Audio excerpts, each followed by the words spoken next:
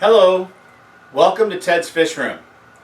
In this video, I'm going to show you how I package fish for shipping them through the mail. The most important part of shipping fish is packing the box so that it survives the trip.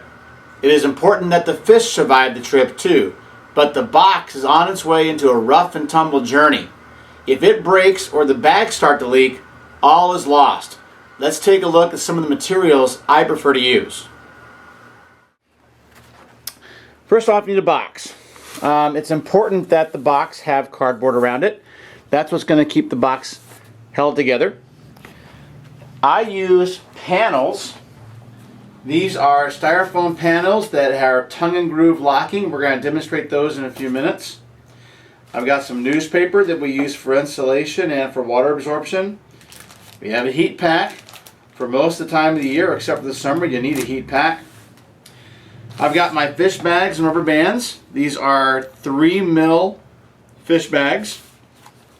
I double bag, and I'm going to be bagging up 3 bags of fish for you, so there are 6 bags here. And then I have a 3 mil or a 2 mil liner bag. This is actually a gusseted square bottom bag, and we'll demonstrate how to use that when we get to packing the box. Tape, that's very important. Scissors, that's very important. And then the fish themselves, we're going to bag up some black mollies. There's about 12 black mollies in here. And what I have for them to go into is some fresh dechlorinated water that has not had fish in it at all. So I like to package fish in water that is brand new. So with that, we will get started with packing some fish. Okay, so I have about a dozen black mollies here, and we're going to pack about 4 or 5 per bag. These bags are 6 by 18, 3 mil bags. Usually if I'm doing really small fish, I will actually use a heat sealer and seal off the corners of the bag. But since I know that most of you out there probably don't have a heat sealer, we're going to dispense from that activity. We're also going to dispense from using oxygen. I use oxygen whenever I ship, but since I know that most of you probably do not have available oxygen, we're going to skip that as well. Do not be afraid to package fish without oxygen. So long as they are packaged in clean water and not overpacked, oxygen really is necessary, especially if the fish are only going to be in transit for about 24 hours. So first thing I'm going to do is I'm going to put a little bit of my clean water into the bag.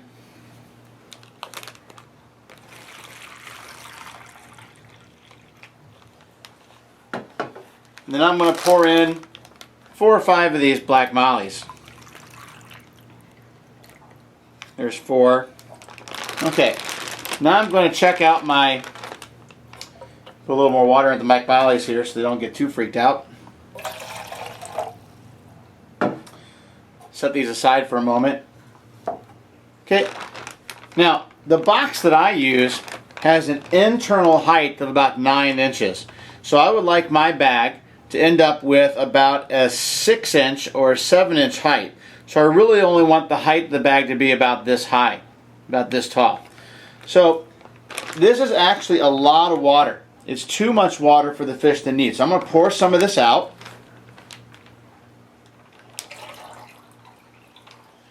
Until I have about 3 inches of water in the bottom of the bag.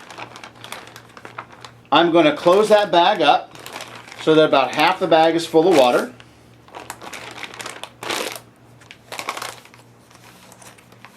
I'm going to twist the bag. I'm going to twist the top. And now I'm going to use a rubber band to close it off. Now here's how I seal a bag. I take the rubber band around the twisted top. Then I twist it, fold it over, and then I twist the rubber band around, and I make it pretty tight. Okay, now, then I let the bag loosen because I don't want that bag super tight inside the box. Now here's where my scissors come in. This is added space and added weight inside the bag. So I'm just going to clip that off.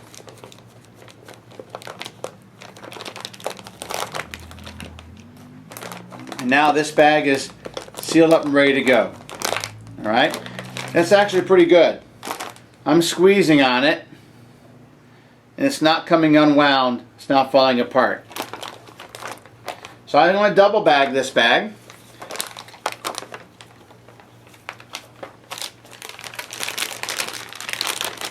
And if you're worried about the corners, you can put the corners of the bag perpendicular to the bottom of the second bag. And then when you close it all up, those corners will be flattened. Now, you can either rubber band here or you can tie. I'm going to rubber band again. And it's important that the bags not be super tight with air. You want the bag to have some give, because what's going to happen is in this box is going to tumble around through the mail system. There we go, I'm giving a little squeeze. And you can see that it's not in the least bit super tight. Now there's some give to it, and it's probably not going to be, it's not going to be able to pop.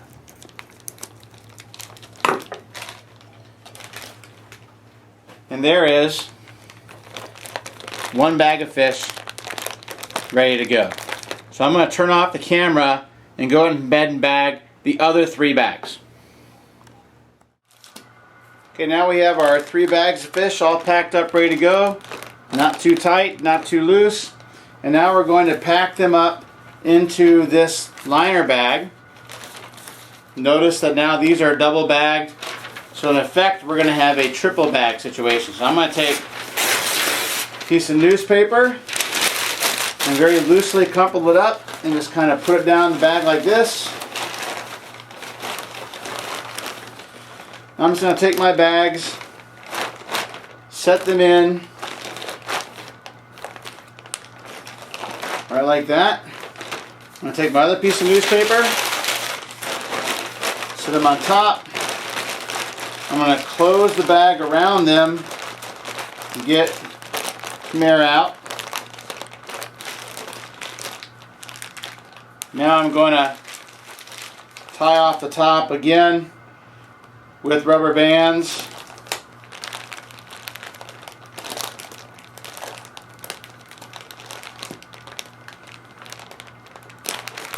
There we go. Now we have a nice package of fish. It is got 3 bags, so the likelihood of it leaking is pretty slim. It's got some absorbent material inside the bag, so in case a little bit of water does leak, it'll be absorbed by the newspaper. Newspaper actually does a pretty good job of that. You can turn this any which way but loose, and it's not going to have a problem. And it is still soft enough and pliable enough to be able to slip down inside of our box, which we'll show you how to do next.